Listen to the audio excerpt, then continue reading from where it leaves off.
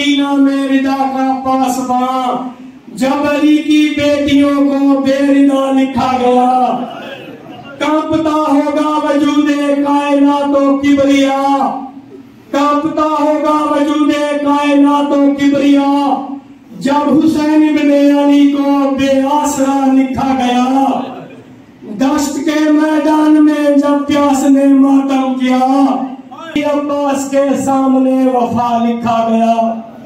یہ ہوں تو سامنے بلا تاخیر، کیونکہ جلوس سرگانی تو روانہ تھی چکا ہے اور وہ فقیر صاحب کے گھر تک پہنچ گئے، کیونکہ مکانی ہو گئے اور اسا سید ہے، اسا امام حسین علیہ السلام کے مکان سارے تواجے میں جھلن، اور انشاءاللہ آنے پہنتے اس کو بعد انشاءاللہ روانگی کرے سوں۔ ایک تک دوسرا مجھے دعائیں مانگن سو کہ ڈاکٹر صاحب کا خطاب ہی سنگن سو، سانے ڈاکٹر اختر عباس انشاءاللہ امامی آرگنائزیشن تے پلیٹ فارم تو کو اور انشاءاللہ خطاب تو نوازش کرے سوں۔ اعوذ باللہ من الشیطان الرجیم، بسم اللہ الرحمن الرحیم۔ السلام علی الحسین وعلی علی بن الحسین وعلی اصحاب الحسین وعلی اخوات الحسین وعلی بنات الحسین۔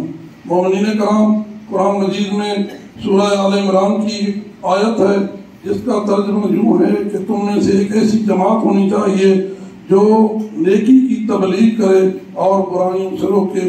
خداوند قدوس نے یہ دو الفاظ کہہ کر یہ یقین دہانی کرائی ہے کہ جو انسان نیکی کا رستہ اپنائے گا اور برائیوں سے رکے گا، خداوند قدوس فرماتے ہیں اولئک هم المفلحون، یہی وہ لوگ ہیں جو فلاح پانے والے ہیں۔ ابھی آپ سن رہے تھے تمام احباب سے جو نوا خان تھے یا جو تقریر کر رہے تھے، تو کربلا کا جو سب سے بڑا مقصد تھا، جو حضرت امام حسین علیہ السلام مدینہ سے کربلا کی طرف روانہ ہوتے کہہ رہے تھے کہ میں اپنے نانا کی شریعت کو بچانے کے لیے جا رہا ہوں، میرا مقصد امر بالمعروف اور نہی عن المنکر ہے۔ جو لوگ نیکی کی طرف راغب نہیں ہو رہے، میں ان کو یاد دلانا چاہتا ہوں، جو برائی کو اپنا چکے ہیں ان کو روکنا چاہتا ہوں تاکہ میرے نانے کی شریعت اور دین اسلام کا نفاذ ہو۔ ہمارے سامنے کربلا کا واقعہ آپ سب آگاہ ہیں کہ وہ ایک دن کا واقعہ نہیں کہ یکم محرم سے شروع ہوا اور 10 محرم کو اختتام پذیر ہوا، اس کی لمبی تاریخ ہے۔ میں صرف 3 نکات آپ کے سامنے تجزیہ کے حوالے سے پیش کرنا چاہتا ہوں کہ غدیر خم اعلان ولایت کا موقع تھا جب پیغمبر اکرم نے خطبہ غدیر دیا، طویل ترین خطبہ ہے 70 سے زیادہ منٹ کا، تو حضرت نے اس میں سب سے زیادہ جس چیز کی آگاہی دی وہ اعلان ولایت تھا کہ جس کا میں مولا ہوں اس کا علی مولا ہے۔ اس سے اللہ مرحلہ کربلا کا آتا ہے۔ کربلا احیاء ولایت ہے۔ آپ اپنے ذہنوں میں رکھیں کہ پیغمبر اکرم کی زندگی سے لے کر امام زمانہ کی غیبت کبریٰ یہ 250 سال بنتے ہیں۔ ہم نے اسی کو دیکھنا ہے کہ ہم کس جگہ پر چل رہے ہیں اور ہمیں کیا کرنا چاہیے، یا واقعہ کربلا سے ہم نے کیا سیکھا ہے۔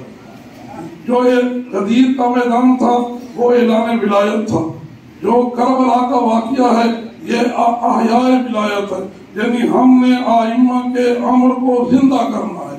گویا کربلا دین کی بقا کا ذریعہ ہے۔ ہم اگر کربلا سے سبق سیکھیں گے تو فقط اس کا صرف ایک ہی مقصد آپ کے سامنے نظر آئے گا اور اس کا نام کردار ہے۔ وہاں 2 کرداروں کی جنگ تھی، ایک طرف حسین تھے، ایک طرف یزید تھے، اور نواز صاحب پیغمبر نے مدینہ میں اعلان کیا تھا کہ مجھ جیسا اس جیسے کی بیعت نہیں کر سکتا۔ تو گویا کہ 2 ہی راستے ہیں، ایک حسین کا راستہ ہے، ایک یزید کا راستہ ہے۔ اب ہم نے دیکھنا ہے کہ ہم کس راستے پر چل رہے ہیں۔ میں ایک شعر آپ کو نظر کرنا چاہتا ہوں۔ درس ہے انسانیت کو واقعہ کربلا، درس ہے انسانیت کو واقعہ کربلا، ظرف کا ہے امتحان، کوئی حر بنا کوئی حر ملا۔ درس ہے انسانیت کو واقعہ کربلا، ظرف کا ہے امتحان، کوئی حر بنا کوئی حر ملا۔ آپ تاریخ اٹھا کر دیکھیں، نواسۂ پیغمبر نے گزشتہ رات جسے ہم شب عاشور کہتے ہیں وہ مانگ کر لی تھی، اور حضرت شاید اس کے اور فلسفے بھی ہوں، ان میں سے ایک یہ بھی تھا کہ ہو سکتا ہے کوئی حور بن کر روز عاشور میرے پاس آ جائے، اور یہ ہمارے لیے ایک تقلید ہے کہ اگر ہم ایک لمحے کے اندر بھی اپنے آپ کو حسینیت کی طرف مائل کرنا چاہتے ہیں تو زیادہ دیر نہیں لگتی۔ واقعات میں نے پڑھا ہے کہ حضرت حر روز عاشور صبح عاشور اپنے خیمے سے باہر نکلے اور اس کا جسم کانپ رہا تھا، کیونکہ جرنیل تھے، کافی سارے فوجیوں کے ساتھ تھے، تو اس نے استفسار کیا کہ آپ اتنے بڑے جرنیل ہیں، میں نے آپ کو اس حالت میں کبھی نہیں دیکھا، آپ کانپ کیوں رہے ہیں؟ جنگ شروع ہونے سے پہلے حضرت حر کا جو جواب تھا وہ لکھنے کے اور سمجھنے کے قابل ہے۔ حضرت حر فرماتے ہیں کہ اس وقت میرا ایک پاؤں جنت کے اوپر ہے اور ایک جہنم کے اوپر، سوچ رہا ہوں کہ کون سا رستہ اختیار کروں۔ کربلا ہمیں یہی درس دیتی ہے، اگر ہمارے اندر تعمیری سوچ پیدا ہو گئی تو انشاءاللہ تعالی ہم اس میں کامیاب ہو جائیں گے۔ اور تیسری چیز، پہلے اعلان ولایت، دوسرا احیاء ولایت۔ اب جس دور میں ہم رہ رہے ہیں اعلان ولایت ہو چکا، احیاء ولایت کے لیے ہم عاشورہ برپا کر رہے ہیں، رات دن ہم مشن حسین کی خاطر اپنے آپ کو سڑکوں پر لے آئے ہیں۔ جو تیسرا امر ہے جس کا ہم انتظار کر رہے ہیں، جسے کہتے ہیں ہم منتظر ہیں اس ہستی کے جس نے آ کر انتقام لینا ہے ان کربلا کے شہداء کا، یہ ہے نفاذ ولایت۔ اب ہمارے اوپر جو ذمہ داری ہوتی ہے، اعلان ولایت میں پیغمبر اکرم نے فرمایا تھا کہ جو حاضر ہیں وہ یہ سن لیں، اب میرا یہ پیغام جہاں تک ہو جائے اپنی نسلوں تک پہنچائیں۔ گویا ہمارے اوپر پیغمبر کی یہ وصیت واجب ہے کہ ہم جہاں بھی ہوں ہم غدیر کے اس اعلان کو لوگوں تک پہنچائیں کہ حضرت نے خطبہ غدیر میں فرمایا تھا من کنت مولا فہذا علی مولا۔ کربلا احیاء ولایت ہے، کربلا میں شب عاشور اور پھر روز عاشور اور خاص کر عصر عاشور جو حضرت کا نعرہ ہے، جو صدا ہے، وہ فضا میں گونج رہی ہے، حل من ناصر ینصر۔ اگر آج ہم کامیاب ہو گئے احیاء ولایت سمجھنے میں تو حضرت کے اس نعرے کو ہم عملی جامہ تب پہنا سکتے ہیں کہ جب ہم نفاذ ولایت میں اپنا کردار ادا کریں۔ گویا نفاذ ولایت ایک کردار کی کیفیت ہے، ہمارے اوپر جو واجبات ہیں ہم ان پر عمل کریں، جو محرمات ہیں اس سے اجتناب کریں، یہی درس کربلا ہے اور یہی ہمارے اوپر واجب ہے۔ ہے ہماری درسگاہ کربلا کربلا، ہے ہماری درسگاہ کربلا کربلا، حق کا سیدھا راستہ کربلا کربلا، شہادتوں کا راستہ کربلا کربلا، ہم شیعہ کس کے آواز بلند ہاتھ بلند کر کے، ہم شیعہ کس کے، ہم شیعہ کس کے، ہم نوکر کس کے، ہم نوکر کس کے، ہم خادم کس کے، ہم خادم کس کے، نعرہ حیدری۔ کریا کریا شہر شہر گھر گھر میں یکم محرم سے لے کر آج تک ماتم اور مجالس اعزا برپا ہو رہی ہیں۔ کبھی آپ نے سوچا ہے کہ ان کی اہمیت کیا ہے؟ آغا رہبر معظم فرماتے ہیں کہ جو ہماری مجلس اعزا ہے یہ 4 عبادتوں کا مجموعہ ہے۔ مجلس اعزا 4 عبادتوں کا مجموعہ ہے، اس میں امر بالمعروف بھی ہے، اس میں نہی عن المنکر بھی ہے، اس میں تولا بھی ہے، اس میں تبرع بھی ہے۔ گویا جب آپ مجلس میں بیٹھیں ان 4 عبادت کی نیت کر کے بیٹھیں، آپ کی زندگی میں 4 چاند لگ جائیں گے۔ اور جلوس اعزا جو ہم گلیوں میں اپنے آپ کو لے کر جاتے ہیں، آغا معظم فرماتے ہیں کہ جو جلوس اعزا اور ماتم حسین ہے اس کو جہاد فی سبیل اللہ سے کم نہ سمجھے۔ گویا ہمارے اوپر گلیوں میں جا کر حسین حسین کرنا اور جناب سیدہ کی چادر پر ہونا، گویا یہ جہاد فی سبیل اللہ کے مترادف ہے، یقیناً مترادف ہے، اس کے برابر ہے۔ تو پھر جو جہاد فی سبیل اللہ کرنے والوں پر ذمہ داری عائد ہوتی ہے وہی گلیوں میں جا کر عزاداران امام حسین اور ماتمداران امام حسین پر اس پر وہ ذمہ داری اتنی زیادہ عائد ہوتی ہے کہ جب ہم جلوس اعزا اور ماتم حسین میں جائیں تو ہماری کیفیت ایسی ہونی چاہیے گویا وہ تبلیغ کا سب سے بڑا ذریعہ ہو. لوگ ہمیں دیکھ کر یہ سوچنے پر مجبور ہو جائیں. آپ کے اذہان میں ہے کہ جو واقعہ کربلا ہے اس میں پیغمبر اکرم کے نواسے نے فرمایا تھا کہ یہ لوگوں کے دلوں میں حرارت پیدا کرے گا. تو حرارت تب پیدا ہوتی ہے جب لوگ سوچنے پر مجبور ہو جائیں کہ اتنی بڑی جمعیت، اتنے بڑے لوگ اپنی ماؤں بہنوں بچوں کے ساتھ بازار میں کیوں نکلے ہیں.